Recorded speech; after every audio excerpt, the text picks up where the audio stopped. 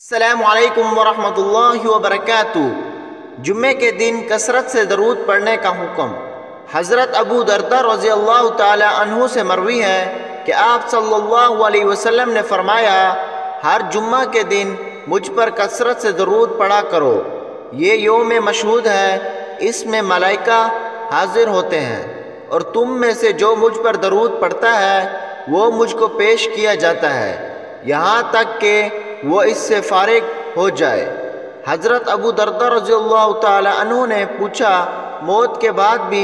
آپ صلی اللہ علیہ وسلم نے فرمایا، اللہ پاک نے زمین پر حرام کر دیا ہے کہ وہ انبیاء کرام کے جسموں کو کھائے۔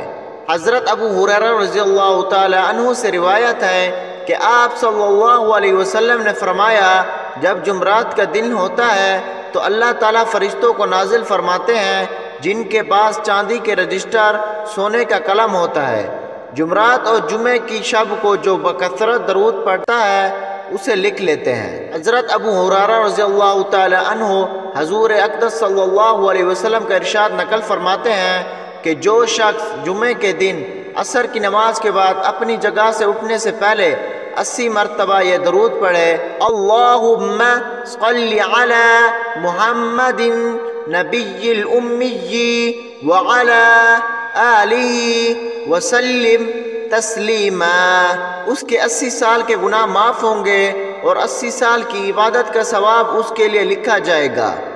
جمعہ کے دن عصر کے بعد درود کی فضیلت۔ ایک دوسری حدیث کے اطلاق سے اٹھاتے ہوئے، اگر کسی وجہ سے اسی وقت اسی جگہ نہ پڑھ سکے تو مغرب سے قبل جب جہاں بھی موقع ملے 80 مرتبہ یہ درود شریف پڑھ لے گا تو اس فضیلت کا حامل اور حاصل کرنے والا ہو جائے گا۔